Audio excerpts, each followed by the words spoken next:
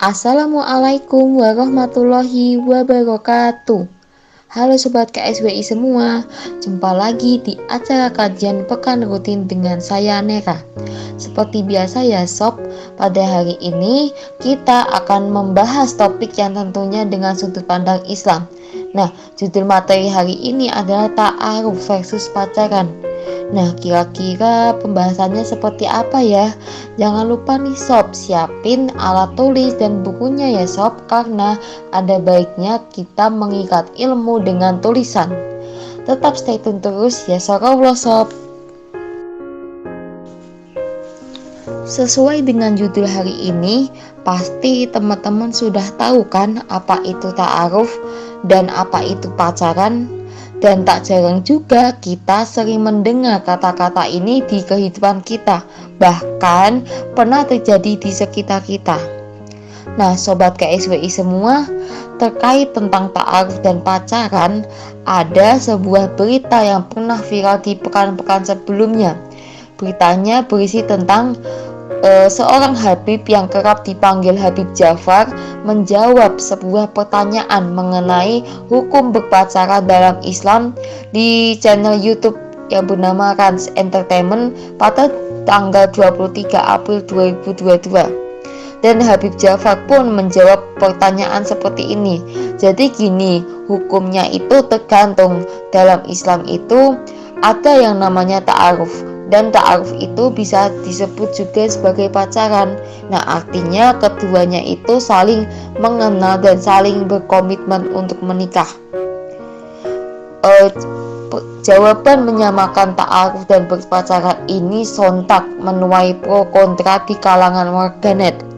Banyak yang memuji jawaban ini tuh yang dinilai adem tersebut. Namun tidak sedikit pula nih Sob yang mengkritik keras pernyataan sang Habib karena dianggap menormalisasi kemaksiatan. Tapi nih Sob, apakah pernyataan seperti itu benar ya, bahwa ta'aruf dan pacaran itu sama? Ta'aruf dan berpacaran meskipun berangkat dari satu titik tolak yang sama, yaitu sama-sama saling mengenal, tetapi sebenarnya sisi definisi dan fakta di lapangan kedua aktivitas ini jauh berbeda ya Sob. Dan juga proses perkenalan dalam berpacaran ini jelas lebih jauh berbeda dari proses perkenalan ta'aruf. Kita lihat nih tabel perbedaan di sini. Dari segi tujuan untuk ta'aruf ini yaitu mengenal untuk menuju halal, sedangkan untuk pacaran tujuannya untuk mengenal untuk mengajak maksiat. Terus selanjutnya dari aspek sifat. Untuk ta'aruf ini sifatnya tertutup dan rahasia, berbanding terbalik dengan pacaran sifatnya ini dipamer dan diumbar. Terus selanjutnya dari aspek pelaksanaan. Kalau dari segi ta'aruf itu langsung menghubungi wali calon. Nah, sedangkan pelaksanaannya dalam pacaran yaitu hanya memuaskan nafsu pada pasangan. Selanjutnya pada aspek pertemuan. Untuk ta'aruf ini harus disertai dengan wali. Sedangkan dalam berpacaran pertemuannya itu ya berduaan dan suka mojok di tempat sepi. Selanjutnya untuk aspek komunikasi, kalau di dalam ta'aruf itu dibatasi hanya untuk persiapan menikah. Dan untuk pacaran ini dalam segi aspek komunikasi yaitu kelewat batas dan umbar-gombalan gitu. Dan terakhir dalam aspek jangka waktu, nah untuk ta'aruf ini itu terbatas, jadi lebih cepat dan lebih cepat itu lebih baik.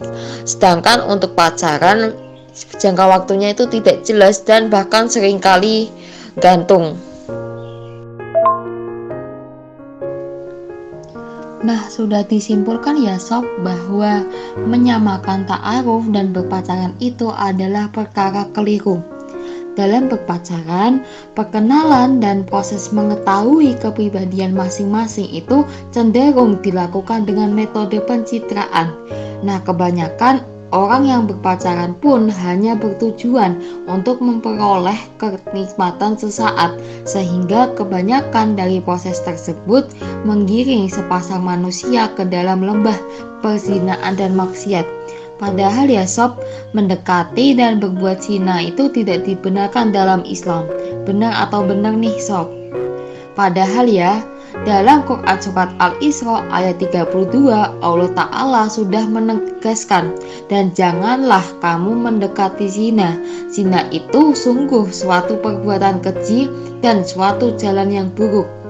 Aktivitas mendekati zina itu bisa berupa berkholwat atau berduaan dengan yang bukan mahram. Nah, berkholwat saja sudah mengantarkan pada aktivitas mendekati zina, apalagi dalam berpacaran yang sering tatap-tatapan, berpegangan tangan, berpelukan, bahkan melakukan perzinaan.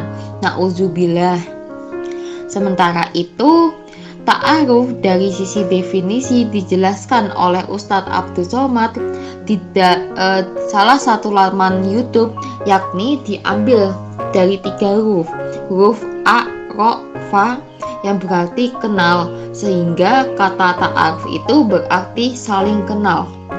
Proses menyeleksi pasangan hidup ini dijalani secara serius melalui perantara, bisa jadi dari keluarga atau teman dekat si calon. Jadi bukan melakukannya berdua-duaan sebagaimana yang banyak diterjemahkan oleh kalangan muda kita hari ini ya sob, yang dimana mereka PDKT dengan saling chat atau telepon melalui WA atau aplikasi chat lain. Yang demikian itu kata Buya Yahya, pacaran bukan disebut sebagai ta'aruf. Buya Yahya menjelaskan bahwa ta'aruf itu bermakna saling mengenal, termasuk keluarga dari pihak wanita. Jadi, jika ingin mendapatkan informasi valid terkait karakter si calon, sebaiknya tanyakan pada keluarga atau teman dekatnya. Jika bertanya langsung pada si calon, belum tentu akan dijawab secara jujur. Kita tidak bisa memungkiri ya sob, bahwa arus kehidupan yang makin liberal hari ini menjadikan banyak perkara hak dan batil yang bercampur dalam satu wadah. Sebut saja aktivitas ta'aruf yang disamakan dengan berpacaran, atau ada istilah lain yang bernama pacaran Islami. Nah, semua fenomena kontemporer ini ibarat kursi empuk bagi kaum sekuler. Betapa tidak, dengan paradigma khasnya memisahkan agama dari kehidupan, sekulerisme ini berhasil membius kaula muda, sehingga pergaulan antara para muda-mudi ini menjadi bebas dengan siapa ia ingin bergaul.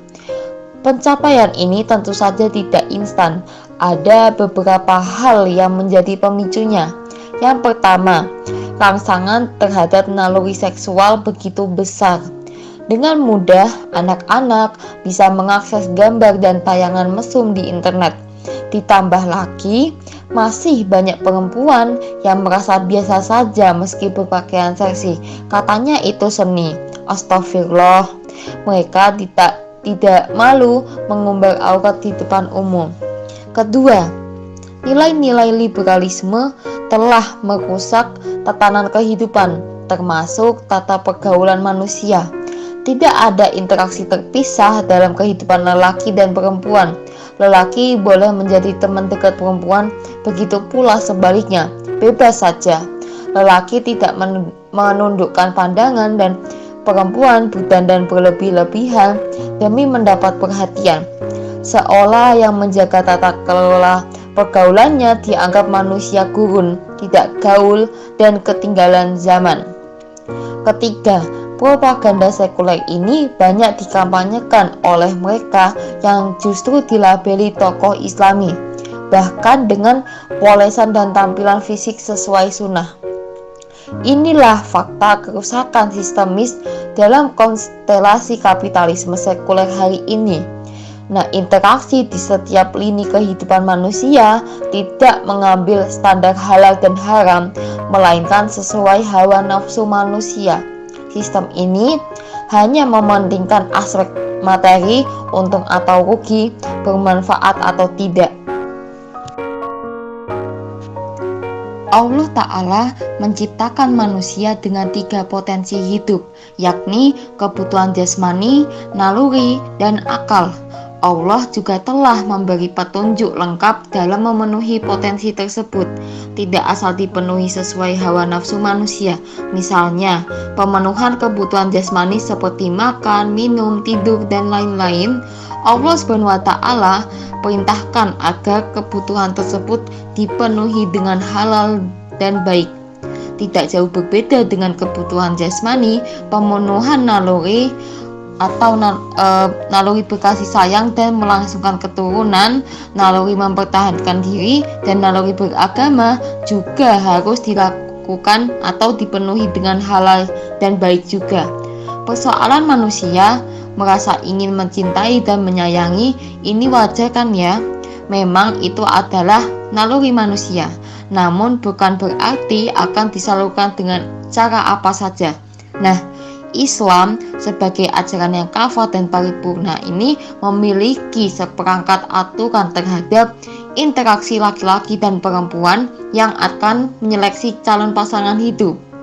Nah, dengan ta'aruf ini merupakan cara yang akan ditempuh ketika seseorang itu sudah siap untuk menikah. Sebelum melalui proses ini, yang terpenting adalah niat yang sangat kuat bahwa dirinya ini siap menikah, mengetahui hak dan kewajiban suami atau istri, serta berniat menikah semata karena ingin beribadah dan mendapat ridho Allah.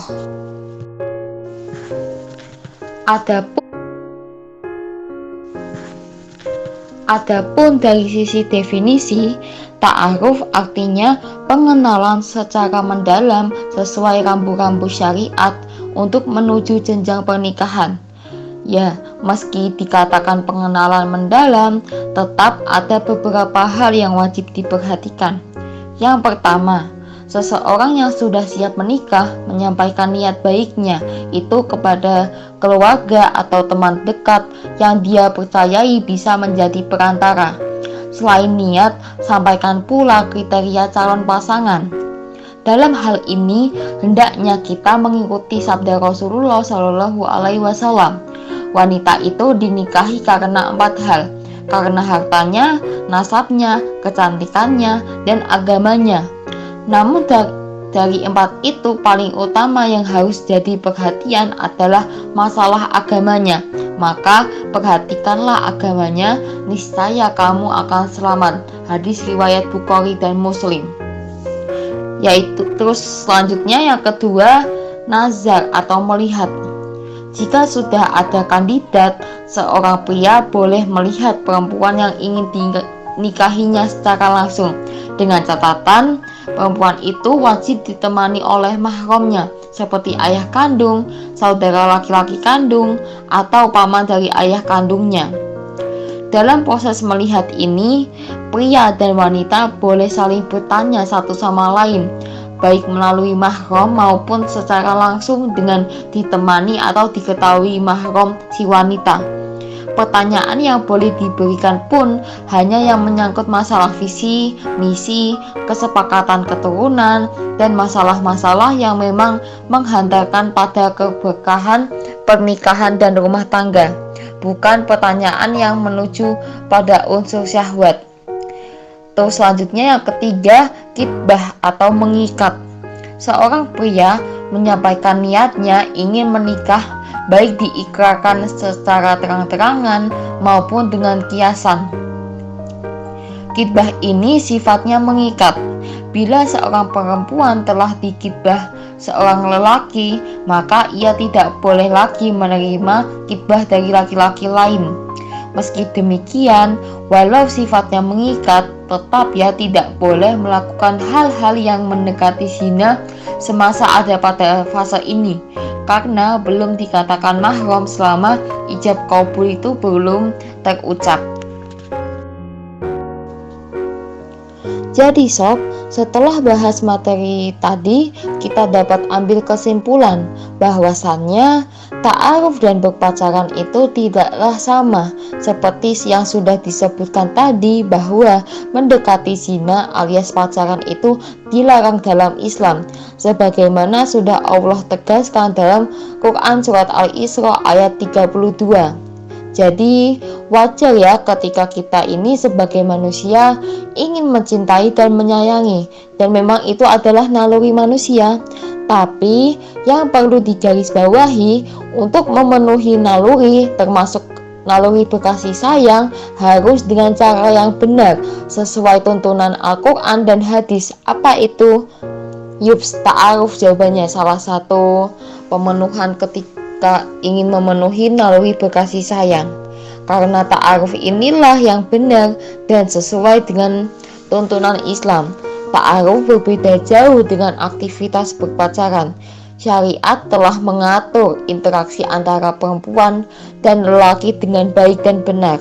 Maka dari itu, agar kita tidak terjebak rumusan yang salah, penting banget nih buat kita untuk mengikuti kajian intensif. Karena dengan itu, maka kita tidak akan salah ambil jalan ketika kita melakukan keseharian kita, termasuk ketika kita memenuhi 3 potensi hidup kita: kebutuhan jasmani, naluri, dan akal. Dan tentunya mengkaji Islam secara kafah dengan bersungguh-sungguh dan istiqomah ya sob. Nah, tidak hanya itu saja sob. Ketika kita butuh penerapan Islam secara kafah yang dimana dapat mengatur interaksi lelaki dan perempuan, maka butuh banget nih sama yang namanya peranan negara agar dapat terkontrol dengan baik. Sekian materi yang disampaikan hari ini dengan judul Ta'aruf versus Pacaran telah selesai. Saya sebagai pemantik materi meminta maaf yang sebesar-besarnya bila ada salah, baik dalam tutur perkataan maupun perbuatan saya. Saya pamit undur diri sob. Wassalamualaikum warahmatullahi wabarakatuh.